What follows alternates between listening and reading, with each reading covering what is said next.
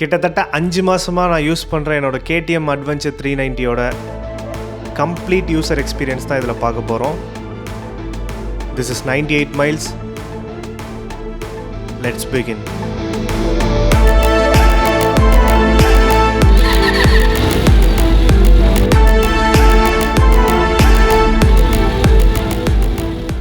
இந்த வண்டி வாங்கி கிட்டத்தட்ட 4 மாதம் ஆகுது. என்னோட ஃபுல் யூசர் எக்ஸ்பீரியன்ஸ் அண்ட் இதோட ஃபுல் ஸ்பெசிஃபிகேஷன் பற்றி தான் பார்க்க போகிறோம். அண்ட் அவங்க KTM சைடு சொன்னதுக்கும் நிறைய யூடியூபர்ஸ் சொன்னதுக்கும் ரியாலிட்டியில் எப்படி இருக்குது அப்படின்றத நான் சொல்கிறேன். இந்த வண்டி வந்து 2024 செப்டம்பர் 25 என் கைக்கு வந்தது. நான் ஆர்டர் வந்து செப்டம்பர் ஃபர்ஸ்ட் வீக் பண்ணேன்.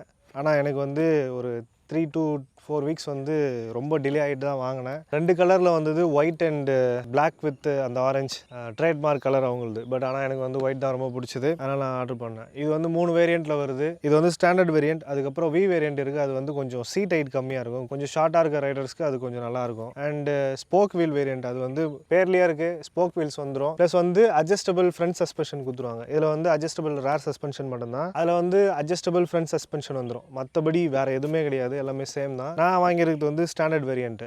இதோட ஆன் ரோட் ப்ரைஸ் வந்து 4,15,000 வந்து ஆன் ரோடு வருது. இந்த பைக் நான் ஏன் வாங்கினேன் அப்படின்னா, எனக்கு வந்து ரொம்ப கம்ஃபர்டபுளாக இருக்கணும், எனக்கு வந்து ஹைவே க்ரூஸ் பண்ணும்போது நல்லா இருக்கணும், கொஞ்சம் ஆஃப் ரோடிங்க்கு நல்லா இருந்தால் போதும் அப்படின்னு தான் வாங்கினேன். வண்டியில் நிறைய விஷயம் பிடிச்சது இருக்குது, பிடிக்காதது இருக்குது. அதோட இன்ஜின், அதோட பவர் எனக்கு ரொம்ப பிடிக்கும். அதோட ரைட் பை ஒரு technology and traction control, cornering ABS எல்லாமே இருக்குது. குவிக் ஷிஃப்டர் நல்லா இருக்குது, பட் அந்த அளவுக்கு சொல்கிற மாதிரி இல்லை. ஆனாலுமே ஒரு கரெக்டான RPMல ஓட்டுறப்ப குவிக் ஷிஃப்டர் பெஸ்ட்டாக இருக்குது. வண்டியில் எனக்கு அடிக்கடி வந்து டார்ச்சர் பண்ணுறது வந்து விண்ட் பிளாஸ்ட்டு, அதுக்கப்புறம் அந்த ஹெட்லைட்டு ரொம்ப பவர்ஃபுல்லான லைட்டு தான். LED லைட்ஸ் நல்லா கொடுத்துருக்காங்க, நல்லா 6 பேக் மாதிரி இருக்கும். அது யூஸ் பண்ணுறதுக்கு நல்லா இருக்குது, கொஞ்சம் நல்லா. ஆனால் ஆப்போசிட்டில் ஒரு வண்டி கொஞ்சம் அதிகமாக லைட் இருந்தாலும் சரி, டக்குன்னு வந்து அந்த இடத்துல வந்து கொஞ்சம் கம்மியாக இருக்கிற மாதிரி இருக்குது. தனியாக அதுக்குன்ட்டு ஃபாக் லைட் செட்டப் பண்ணணும், அதுக்கு வேறு ஸ்பெண்ட் பண்ணணுமா அப்படின்ற மாதிரி ஒரு மைண்ட் செட் இருக்குது.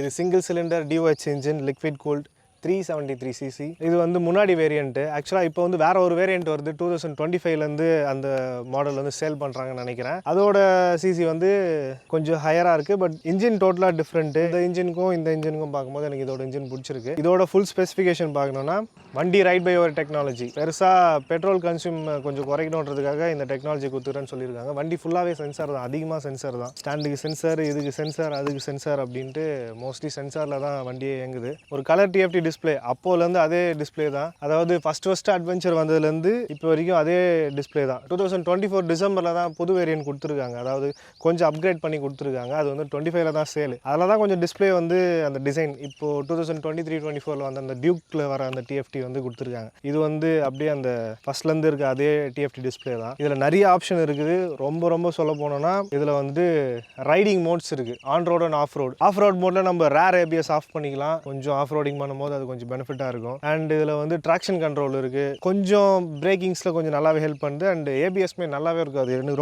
ரொம்ப பிடிச்சது வண்டியில் இதோட பிரேக்கிங் சிஸ்டம் தான். இதோட அந்த டிஸ்க் பிரேக் பயங்கரமாக இருக்குது. இந்த ABSலாம் வேறு லெவலில் ஒர்க் பண்ணுது. ABS வந்து on road and off road நம்ம சேஞ்ச் பண்ணி ஆஃப் பண்ணிக்கலாம். அண்ட் இதில் வந்துட்டு கார்னரிங் ABSனால அது கார்னரில் நம்ம பிரேக்ஸ் போடும்போது அது சூப்பராகவே இருக்கும். கார்னரிங் ABS வந்து இதில் கொடுத்துருக்குது வந்து எனக்கு ரொம்ப பிடிச்சிருக்கு. ஒரு சில வண்டிஸில் வந்து அதை கொடுக்குறாங்க, பட் KTM சைடில் வந்து அது கொஞ்சம் நல்லாவே பண்ணியிருக்காங்கன்ட்டு நான் பர்சனலாக யூஸ் பண்ணதில் தெரியுது. அதையும் ஓட்டி பார்த்துருக்கேன். அந்த இதுக்கும் கம்பேர் பண்ணும்போது இதில் இருக்கிற அந்த சிஸ்டம் வந்து ரொம்ப தரமாகவே இருக்குது. வண்டியில் மேஜர் இஷ்யூ வந்து குவிக் ஷிஃப்டர் அடிக்கடி மால் ஃபங்க்ஷன் ஆகுது. அப்பப்போ நம்ம ஒரு 60-70 கிலோமீட்டர்ஸ் தாண்டி போகிறப்போ அந்த இடத்துல வந்துட்டு குவிக் ஷிஃப்டார்ஸ் வந்து மால் ஃபங்க்ஷன் அப்படின்ட்டு ரெட் கலரில் ஒரு நோட் பண்ணிகிட்டே இருக்குது. இது வந்து ஒரு மேஜர் இஷ்யூன்ற மாதிரி எனக்கு தெரியுது. தரமான குவிக் ஷிஃப்டார்னு சொல்ல முடியல, தரங்கெட்ட குவிக் ஷிஃப்டார்னு சொல்ல முடியல, ஒரு மீடியம் லெவலில் இருக்குது. குவிக் ஷிஃப்டார்ஸ் வந்து கரெக்டான RPMல கரெக்டாக எங்கே கியர் தேவைப்படுதோ அங்கே நம்ம யூஸ் பண்ணும்போது இது பிரச்சனையே கிடையாது. ஆனால் இதை மார்க்கெட்டிங் பண்ணும் போதும் சரி, KTM சைடும் சரி, அண்ட் இதுக்காக ப்ரொமோட் பண்ண யூடியூபர்ஸ் அண்ட் ஆர்டிகல்ஸ் எல்லாத்துலேயுமே வந்துட்டு சிட்டியில் வந்து இந்த குவிக் ஷிஃப்டார்ஸ் வந்து ரொம்ப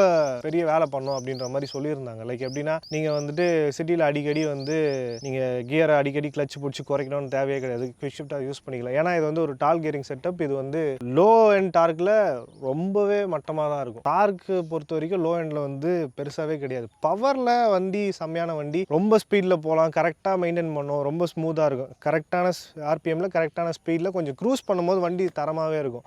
பட் ஆனால் பம்பர் டு பம்பர் டிராஃபிக்கு இல்லை, பம்பர் டு பம்பர் கூட தேவை, நார்மலான ஒரு டிராஃபிக்லேயே வந்து வண்டி வந்து அதுக்கான டார்க் இல்லை, ரொம்ப அடி வாங்க, கடகடன்னு சவுண்ட் வந்துனே இருக்கும், நம்ம அடிக்கடி கியர் குறைக்கிற மாதிரியா இருக்கும். ஸோ அதுக்காக நாங்கள் வந்து முட்டு கொடுக்குறோம் அப்படின்ட்டு குவிக் ஷிஃப்டர் சொல்லியிருந்தாங்க. ஆனாலுமே வந்து டிராஃபிக்கில் எங்கேயுமே யூஸ் ஆகுது இந்த குவிக் ஷிஃப்டர்ஸ். நம்ம நார்மலாக வந்துட்டு ஹைவேஸில் யூஸ் பண்ணாலுமே அதுக்கான ஆர்பிஎம்மில் அதுக்கான ஸ்பீடில் போகும்போது சூப்பராக இருக்கும். மோஸ்ட்லி வந்து எனக்கு வந்து 5th கியர்லேருந்து 6th கியருக்கு ஷிஃப்ட் பண்ணும்போது தான் எனக்கு வந்து எந்த ஒரு சிரமமே இருக்காது. ஏன்னா அந்த ஸ்பீட் நம்ம அச்சீவ் பண்ணோம்னா நம்ம ஹைவேல ஓட்டினா மட்டும்தான் வரும். வண்டியுமே அதுக்கேற்ற மாதிரி சிட்டி யூஸ்க்குன்னு யாரும் வாங்கலை, நானுமே அது மாதிரி தான். ஜஸ்ட் அவங்க மென்ஷன் பண்ணாங்களேன்னு சொல்கிறேன். ஆனால் வந்து சிட்டிக்கோ இல்லை நார்மல் கொஞ்சம் டிராஃபிக் இருக்கிற ஏரியாவில் வந்து வேலைக்கு ஆகாது. ஓட்டலாம் நல்லா தான் இருக்கும், பட் சிட்டியில் ஓட்டும் போது இன்ஜின் ஹீட்டு ப்ளஸ் அந்த கிளச் அடிக்கடி பிடிக்கிற அந்த வலி அது வந்து இருந்துட்டு தான் இருக்கும். ஏன்னா தான் ஸ்லிப்பர் கட்ச் கொடுத்துருந்தாலுமே அதுக்கு ஒரு ஓரளவுக்கு மேலே நம்மளுக்கு வந்து வெறுப்பு தான் ஆகும். அண்ட் அதே மாதிரியும் நம்ம ஒரு 4வது கியரில் போயிட்டுருக்கோம், ஆனால் வந்து ஸ்பீடு வந்து ரொம்ப கம்மியாக இருக்குன்னா அப்போ வண்டி கடகடன்னு ஆடும்போது நம்ம டவுன் ஷிஃப்ட் குவிக் ஷிஃப்டர்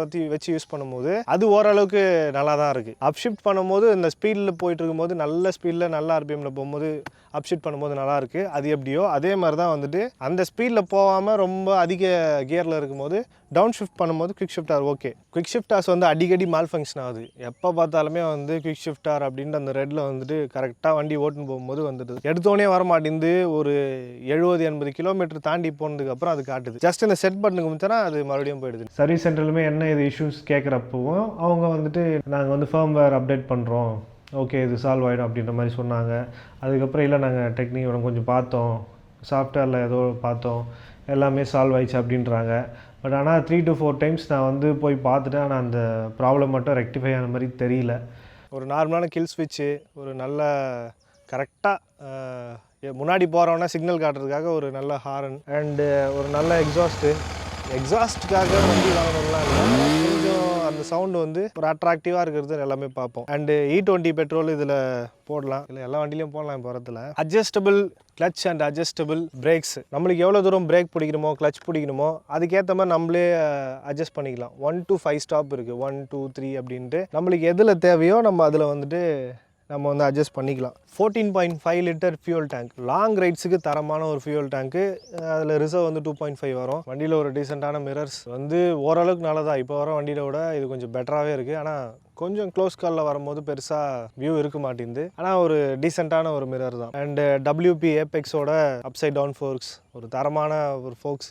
ரொம்ப நாளாகவே வந்து இவங்க தான் KTMக்கு பண்ணிகிட்ருக்காங்க. அது பொறுத்த வரைக்கும் எதுவும் கிடையாது. அந்த ஸ்போக் வீல் வேரியண்ட்டில் வந்து இது வந்து அட்ஜஸ்டபிளாக இருக்கும். இது ஸ்டாண்டர்ட்னால இதில் வந்து அட்ஜஸ்டபிள் கிடையாது, வெறும் ஒரு ஏர் மட்டும் தான் அட்ஜஸ்டபிள். அண்ட் இதோட ஃபுட் பேக்ஸ் பார்த்தோன்னா இதை வந்து நம்ம வந்து கழட்டி மாட்டிக்கலாம். இது ஆக்சுவலாக எதுக்குன்னா நம்ம கொஞ்சம் ஆஃப் ரோட் போகும்போது நம்ம டோ வந்து கரெக்டாக இப்படி ஃபிக்ஸ் பண்ணின்னு இருக்கும்போது கொஞ்சம் க்ரிப் இருக்கும். அதாவது இந்த பிரேக்கில் கொடுத்துருக்காங்க பார்த்தீங்களா, இதில் கொஞ்சம் அந்த பல்லு மாதிரி இருக்குதுல்ல, இது வந்து கொஞ்சம் வந்து க்ரிப் இருக்கும், கொஞ்சம் வந்து ஒரு ஃப்ரிக்ஷனுக்காக ஒரு க்ரிப் இருக்கும். அதனால தான் நார்மலாக இப்படி கொடுத்துருக்காங்க. இது ஸ்டாக்கில் வரும்போது இப்படி தான் வருது. இதே நம்ம ஃபுட் பேக்ஸ் மட்டும் நம்மளுக்கு தேவைன்னா அதை வந்து கழட்டி நம்ம மாட்டிக்கலாம். வண்டியில் ஒரு நல்ல டிஸ்பிளேட்ஸ் இருக்குது, ரொம்ப தரமான ஒரு டிஸ்பிளேட்டு. அண்ட் பிரேக்ஸ்மே நல்லா சூப்பராகவே இருக்குது. அடித்தா அந்த இடத்துல நிற்குது. ரொம்ப ரொம்ப ரொம்ப சூப்பர்னு சொல்ல முடியாது, ஆனால் ஒரு சூப்பரான விஷயம் தான். அண்ட் மோஸ்ட்லி நான் வந்து ரெண்டுமே பிரேக்ஸ் அண்ட் ப்ளஸ் வந்து கியருமே கட் பண்ணுவேன்.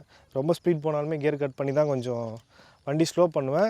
ஆனால் கியர் கட் பண்ணாமல் ஒருத்தங்க ஃபுல் அண்ட் ஃபுல் பிரேக்லேயே டிபெண்ட் பண்ணுறாங்கனாலுமே ஒரு நல்ல பிரேக் தான். அண்டு ரொம்ப ரொம்ப இந்த வண்டியில் பிடிக்காத ஒரு விஷயம் வந்துட்டு இந்த விண்ட்ஷீல்டு தான். இந்த விண்ட்ஷீல்டு வந்து ஆக்சுவலாக வந்து எதுக்கு கொடுத்துருக்காங்கன்றது யோசிக்க வைக்குது. விண்ட்ஷீல்டு வந்து விண்ட் பிளாஸ்ட் இருக்க தான் செய்யுது. ஆனாலுமே வந்துட்டு கொஞ்சம் ஹையாக இருந்ததுன்னா கொஞ்சம் ஸ்பீடாக போகும்போது விண்ட் பிளாஸ்ட் வந்து ஒரு 80-90 கிலோமீட்டருக்கு கம்மியாக வரும்போது அது பெருசாக கிடையாது. ஆக்சுவலாக அவ்வளோதான் ஓட்டணும். பட் நம்ம கொஞ்சம் க்ரூஸ் பண்ணுறோம், ரொம்ப எம்டியாக இருக்கிற ரோடு, ஸ்பீட் லிமிட் வந்து 100 120 அந்த மாதிரி இருக்கிற ஹைவேஸில் வேலைக்கு ஆகாது. விண்ட் பிளாஸ்ட் ஹெவியாக அடிக்குது. அண்டு என்ன தான் ஹெல்மெட் போட்டிருந்தாலும் என்ன பண்ணியிருந்தாலுமே ஒரு நல்ல ஏரோடைனாமிக் இருக்கிற ஹெல்மெட் போட்டாலுமே விண்ட் பிளாஸ்ட் வந்து கொஞ்சம் ஹெவியாக தான் இருக்குது. கொஞ்சம் இல்லை, ரொம்பவே ஹெவியாக தான் இருக்குது.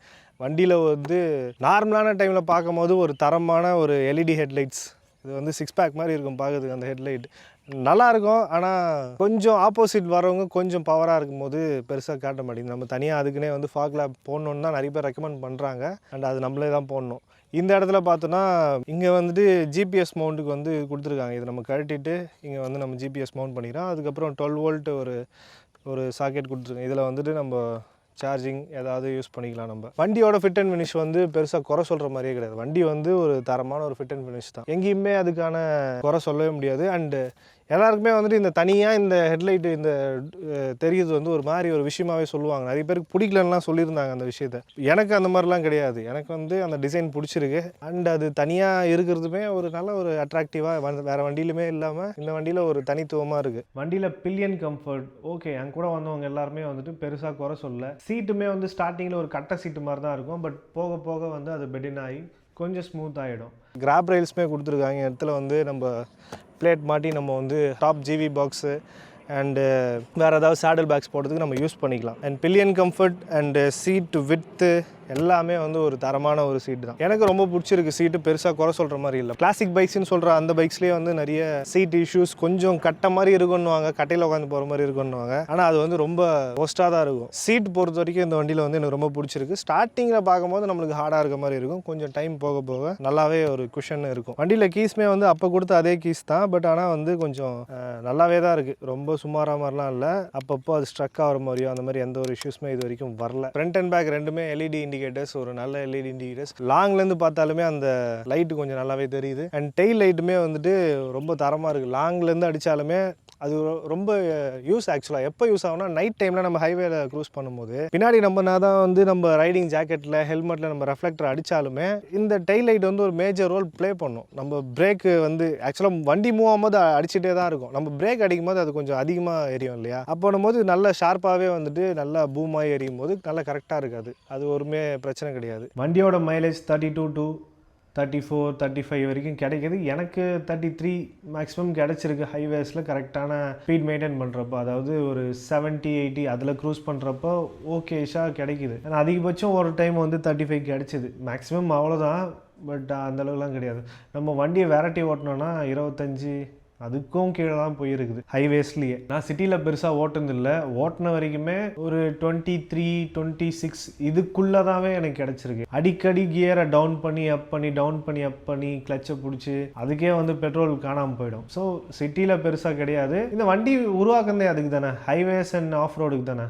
ஆஃப் ரோடில் சிட்டியில் அடி வாங்குற அளவுக்கு கொஞ்சம் அடி வாங்கன்னு வச்சுப்போம். ஹைவேஸ்ன்னு சொல்கிறப்போ நம்ம ரொம்ப வரட்டாமல் ஒரு நல்ல ஒரு 120க்குள்ளேயே இல்லை 100க்குள்ளேயே மெயின்டைன் பண்ணுறப்போ வண்டி ஒரு எக்கனாமிக்கலாக ஒரு பெட்ரோல் வைஸ் கொஞ்சம் நல்லாவே தான் மைலேஜ் கொடுக்குது. ஓவரால் வண்டி வாங்கலாமான்னா வாங்கணும்னு தோணுச்சுன்னா வாங்கலாம். வண்டியில் ரிக்ரெட் பண்ண வேண்டிய விஷயம் வாங்கிட்டுனா பெருசாக எதுவுமே கிடையாது. எல்லாமே வந்து ஓரளவுக்கு தான். பர்ஃபெக்டான வண்டி எதுவுமே கிடையாது. நம்ம வந்து 20 லட்சம் கொடுத்து டுக்காட்டி BMW வாங்கலாமே, அது சின்ன சின்ன குறைகள் இருக்க தான் செய்யும். இதில் இருக்கிற குறைகள் வந்து இந்த விண்ட் பிளாஸ்ட்டாக இருக்கலாம், சில பேருக்கு வந்து அந்த டால் கியரிங் செட்டப்பாக இருக்கலாம், லோ அண்ட் டார்க்காக இருக்கலாம், சீட் ஹைட்டாக இருக்கலாம். சீட் ஹைட் வந்து மேஜர் ப்ராப்ளம் என்னன்னா வி வேரியன்ட் இருக்குது. ஸோ வாங்குறவங்க வாங்கலாம். 2025 வேறு வேரியன்ட், அதாவது கொஞ்சம் அப்கிரேடான வெர்ஷன் வருது. இருந்தாலுமே நீங்கள் இதுவே கேட்டு நம்ம வாங்கிக்கலாம். என்ன கேட்டால் அந்த வண்டி வாங்கினா இந்த வண்டி வாங்கினான்னு கேட்டால் இப்போ நான் போய் வண்டி எடுத்தாலுமே அந்த வண்டியோட நான் இதை தான் ப்ரிஃபர் பண்ணுவேன். ஏன்னா அதோட எல்லாமே சேமாக தான் இருக்குது. ஜஸ்ட்டு கொஞ்சம் டிஸ்பிளே மாற்றிருக்காங்க, அதுக்கப்புறம் இன்ஜின் மாற்றிருக்காங்க, அவ்வளோதான். பட் ஆனால் பெருசாக வந்து பெரிய டிஃப்ரென்ஸ் இல்லை. இந்த விண்ட் பிளாஸ்ட் மட்டும் கொஞ்சம் விண்ட்ஷீல்டு கொஞ்சம் அதிகமாக பண்ணியிருக்காங்க. மற்றபடி எனக்கு அந்த டிசைனோட எனக்கு இந்த டிசைன் தான் பிடிச்சிருக்கு. கார்னர் ஏபிஎஸ் வந்து ரொம்ப நல்லாவே இருக்குது. நம்ம வந்துட்டு ஃபஸ்ட்டு நம்ம வந்துட்டு ஒரு வண்டி வாங்கிட்டு அதில் கொஞ்சம் பில்ட் பண்ணி கற்றுப்போம். அதுக்கப்புறம் வந்து ஒரு கொஞ்சம் சிசி ஹையராக போயிட்டு ஒரு 390 மாதிரி இல்லை 400cc 450 அந்த மாதிரி அப்கிரேட் பண்ணுவோம் இல்லையா? அப்போது நம்ம லாங் டூர்ஸ் போகும்போது நம்மளுக்குனே ஒரு சில நாலேஜ் தேவைப்படும், ஒரு சில விஷயங்கள் கற்றுக்கிறதுக்கு. அப்போது கொஞ்சம் அப்கிரேடடான வெர்ஷனில் நம்ம கற்றுக்கிறதுக்கு இந்த வண்டி ஒரு நல்ல வண்டி. வண்டியில் ஆஃப் ரோடு எக்ஸ்பீரியன்ஸ் வந்து ஓகே, ரொம்ப ஸ்மூத்தாக இருக்குன்னு சொல்ல முடியாது. சஸ்பென்ஷன் எல்லாமே ரொம்ப ஸ்டிஃப்னும் சொல்ல முடியாது. ஒரு ஓகேஷான ஒரு சஸ்பென்ஷன் தான். ஒரு நல்ல கிரவுண்ட் கிளியரன்ஸ் வந்து ரொம்ப நல்லாவே இருக்குது. நான் தான் வேகமாக போயிட்டு ஸ்பீட் பிரேக் எடுத்தாலுமே பண்ணக்கூடாது. அப்படி பண்ணாலுமே பெருசாக அடி வாங்கினது கிடையாது. இது வரைக்கும் எனக்கு வந்து அடி வாங்கினது கிடையாது. ரொம்ப எல்ஐசி பில்டிங் ஹைட்டுக்கு போட்டிருக்க ஸ்பீட் பிரேக்ஸில் மட்டும்தான் அந்த மாதிரி ஆகும். நிறைய பேர் அப்படி போடுறாங்க சிட்டிஸில். ஆக்சுவலாக இது என்னோடய ஃபஸ்ட்டு பைக்கே ஒரு ஆஃப் ரோடு பைக்காக வாங்கணுன்ட்டு ஏன் தோணுச்சுன்னா, நம்ம ஊர் ரோடு கண்டிஷனுக்காக. அதனால் ஆஃப் ரோடு ஓட்டுறதுக்காக இந்த வண்டி வாங்கியிருக்கேன். வண்டி ஹெட்லைட்டில் இன்னொரு விஷயம் சொல்லணும் என்னன்னா, ஹெட்லைட் வந்து எல்லாருமே சொல்லியிருக்காங்க, இதை நானுமே பார்த்துருக்கேன். வண்டி ஹெட்லைட் வந்து வானத்துக்கு அடிக்குது அப்படின்ட்டு. உண்மைதான் அது. நான் வந்து 400-500 மீட்டர்ஸ் வந்து நல்லா பின்னாடி போயிருந்தாலுமே அதை தாண்டி இருக்கிற சைன் போர்ட்ஸ் மேலே தான் அடிக்குது. அண்டு வண்டியில் ரொம்ப ரொம்ப முக்கியமான விஷயம், வர கேடிஎம்ஸில் அதிகமாக கம்ப்ளைண்ட் பண்ணது வந்து அதோட இன்ஜின் ஹீட்டு. ரொம்ப குறை சொல்கிறவங்களுக்குலாம் கிடையாது. வண்டி ஹைவேஸில் பெருசாக ஹீட் தெரியாது, ஆனால் எதிர்காத்துலேயே பெருசாக தெரியாது. ஒரு நார்மல் ஒரு அர்பன் அந்த இடத்துலலாம் வண்டி ஓட்டுறப்போ நம்மளுக்கு ஹீட் அந்தளவுக்கு தெரியாது. வண்டியில் இது கூலிங் சிஸ்டமாக, அதுக்கு ரேடியேட்டர் கொடுத்துருக்காங்க, ரேடியேட்டர் ஃபேனு, அது ஒரு நல்ல சிஸ்டமாக இருக்குது. கம்பேரிட்டிவ்லி முன்னாடி இருந்த கேடிஎம்ஸுக்கும் இப்போ ரீசெண்டாக வந்த கேடிஎம்ஸுக்குமே பார்க்குறப்போ அந்த ரேடியேட்டர் ஃபேன் அந்த இதெல்லாம் வந்துட்டு கூலிங் வந்து கொஞ்சம் நல்லாவே இருக்குதுன்னு தான் சொல்லலாம். மற்ற வண்டி நிறைய இருக்குது, அதை நான் மென்ஷன் பண்ண விரும்பல. அது கம்பேர் பண்ணும்போது இது எவ்வளோ பெட்டர் தான். ஆக்சுவலாக அந்த வண்டியை நான் ஓட்டி பார்த்துருக்கேன், ஃப்ரெண்ட்ஸ் வண்டி ஓட்டி பார்த்துருக்கேன், நிறைய டெஸ்ட் ட்ரைவ் எடுத்திருக்கேன். அதெல்லாம் கம்பேர் பண்ணுறப்போ இந்த வண்டியில் பெருசாக எனக்கு வந்து ஹீட்டிங் இஷ்யூஸ் தெரில. மோரோவர் இது வந்து நம்ம ஹைவேஸ் தான் யூஸ் பண்ண போகிறோம், சிட்டி யூஸ்க்காக இந்த வண்டி வாங்கலை. ஜஸ்ட் ஒரு பாயிண்ட்டாக சொல்லணுமே என்ன சொல்கிறேனே தவிர இது வந்து சிட்டியில் யூஸ் பண்ணுறதுக்கு கரெக்டான வண்டி கிடையாது. என்னதான் ஹேண்டில் பார் வைட்லாக இருந்தாலுமே சில பேர் மென்ஷன் பண்ணுவாங்க ஹிமாலயன் வந்து கொஞ்சம் டிராஃபிக்கில் கொஞ்சம் சிட்டியில் ஓட்டுறதுக்கு கொஞ்சம் கம்ஃபர்டபுளாக இருக்காது ஹேண்டில் பார் அப்படின்ற மாதிரி சொல்லுவாங்க. Handle bar and riding upright position and அதை ஹேண்ட்லிங் இஷ்யூஸில் எதுவுமே கிடையாது, வண்டி தரமாக இருக்குது.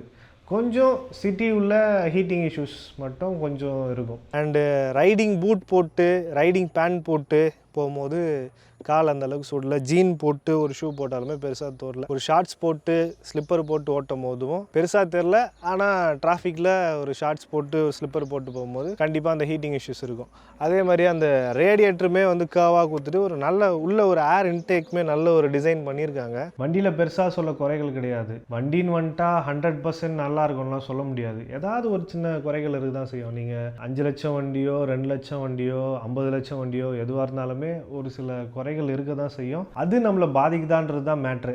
என்னை பொறுத்த வரைக்கும் அந்த விண்ட் பிளாஸ்ட் இருக்கிற அந்த விண்ட்ஷீல்டு அந்த அளவுக்கு என்னை பெருசாக பாதிக்கல. அந்த லைட்டு வந்து வானத்துக்கு அடிக்கிற அந்த லைட்டோ இல்லை வந்துட்டு அந்த நட்டுன்னு விடுற அந்த ரஃப்பான அந்த கியரிங் செட்டப்போ ஒரு சின்ன குறைன்னு சொன்னாலுமே அது பெருசாக என்னை வந்துட்டு பாதிக்கல. ஏன்னா அதோட இன்ஜின், அதோட ரைடிங் போஸ்டர் அண்ட் அதோட பவர் அது எல்லாத்தையும் மறக்கடிச்சிருது. இதில் வந்து யூசர் எக்ஸ்பீரியன்ஸில் இன்னொன்று முக்கியமாக சொல்லணுன்னா சர்வீஸ் எக்ஸ்பீரியன்ஸு. ஃபஸ்ட்டு சர்வீஸ் வந்து 1000 கிலோமீட்டருக்கு சொன்னாங்க, செகண்ட் சர்வீஸ் வந்து 7500 சொல்லியிருக்காங்க. இப்போது கிட்டத்தட்ட 2.5 மேலே ஓட்டியிருக்கேன். ஃபஸ்ட் சர்வீஸ் வந்து 1000 கிலோமீட்டர்ஸில் விட்டேன். ஃபஸ்ட் சர்வீஸ்க்கு வந்து ஜஸ்ட் நார்மலாக வாட்டர் வாஷ் பண்ணிட்டு அதே அந்த ஆயில் சேஞ்சஸ் பண்ணிட்டு ஏர் ஃபில்டர் சேஞ்ச் பண்ணிட்டு செயின் லூப் பண்ணிட்டு அவ்வளோதான் வந்தது. வேறு எதுவுமே இஷ்யூஸ் இல்லை, கம்ப்ளைண்ட்டும் எதுவும் கிடையாது, வேறு எதுவுமே பண்ணல. காஸ்ட்டுமே வந்துட்டு அரௌண்ட் 2030 தான் வந்தது. 2030 அப்படின்னு நான் யோசிச்சுட்டே இருக்கும்போது செகண்ட் சர்வீஸோட டேட் பார்க்கும்போது 7500 விட்டா போதும் அப்படின்ற மாதிரி அதில் மென்ஷன் ஆயிருந்தது. ஆனால் உள்ளே இருக்கிற சர்வீஸ் பர்சன் வந்து ஒரு 5000 விட்டுருங்க, அது கரெக்டாக இருக்கும், 7500 வரைக்கும் வெயிட் பண்ண வேணாம், ஒரு 5000 விட்டுருங்க, அப்படி இல்லைனா கொஞ்சம் ரொம்ப நாள் ஆகிட்டீங்க அப்படின்னா ஒரு 150 டேஸில் விடுங்க அப்படின்ற மாதிரி மென்ஷன் பண்ணியிருக்காங்க. மற்ற பைக் கம்பேர் பண்ணும்போது இந்த பைக்கு சர்வீஸ் பீரியட் வந்து ஒரு நல்லாவே தான் இருக்குது. ஏன்னா அட்வென்ச்சர் மோட்டர் சைக்கிள்னால எல்லாருமே லாங் டூர் போயிட்டு வருவாங்க, அதனால் அதுக்காகவே டிசைன் பண்ண மாதிரி இருக்குது. சர்வீஸ் செட்டப் அண்ட் வண்டி அந்த சர்வீஸ் நீட் அதுக்கான குவாலிட்டி பண்ணியிருக்காங்கன்னு தோணுது. பொதுவாக கேடிஎம்னாலே சாவான், கேடிஎம் ஓட்டுறாலே ஒரு சாவ வண்டி அப்படின்ற மாதிரி ஒரு பெயர் இருக்குது. இது அவுட் ஆஃப் டாபிக் தான் இருந்தாலுமே சொல்லணும்னா ஓட்டுறவன் கேடிஎம் ஓட்டினாலாம் இல்லை, எந்த வண்டி ஓட்டினாலும் சாவான். அது அவன் ஓட்டுறது பொறுத்து தான் இருக்குது. எங்கே எப்படி ஓட்டணுன்றது ஒரு விஷயம் இருக்குது. ரெஸ்பான்சிபிளாக ஓட்டணும். ஒரு ஹைவே போகிறோம் இல்லை ஒரு டூர் போகிறோம், அதுக்கேற்ற மாதிரி நம்மளை ப்ரொடெக்ட் பண்ணுறதுக்காக ஒரு ரைடிங் கியர்ஸ் நம்ம வாங்கி வச்சுக்கணும். ஒரு ப்ராப்பர் ரைடிங் கியர் வந்து நம்மளை சேவ் பண்ணும். நம்ம லட்சக்கணக்கில் போட்டு வண்டி வாங்குகிறோம், ஒரு சில ஆயிரங்கள் வந்து நம்ம சேஃப்டிக்காக ஒரு ஹெல்மெட்டோ ரைடிங் ஜாக்கெட்டோ பேண்ட்டோ க்ளவுஸோ ரைடிங் பூட்ஸோ வாங்குறதுல ஒன்றும் பெருசாக கிடையாது. எல்லாமே அட் அ டைமில் வாங்கணும்லாம் கிடையாது, கொஞ்சம் கொஞ்சமாக அமௌண்ட் சேர்த்து வச்சு வாங்குறது ஒரு பெட்டரான சாய்ஸ். ஏன்னா நம்ம லாங் ட்ரிப் போகிறோம், நம்ம என்ன தான் பெரிய ஜித்தாக இருந்தாலும் நான் தான் கரெக்டாக ஓட்டினாலுமே ஆப்போசிட்டில் வரவங்க அப்படி வருவாங்களான்னு சொல்ல முடியாது. ஏன்னா விபத்துன்றதே பேர்லேயே இருக்குது. அது வந்து வேணும்னுமே போய் பண்ணுறது பேர் தான் சூசைடு, அதுவாக நடக்கிறது பேர் விபத்து தான். ஸோ அதுக்கு நம்ம கொஞ்சம் ப்ரிப்பேர்டாக இருக்கிறது ஒரு பெட்டரான சாய்ஸ் தான்.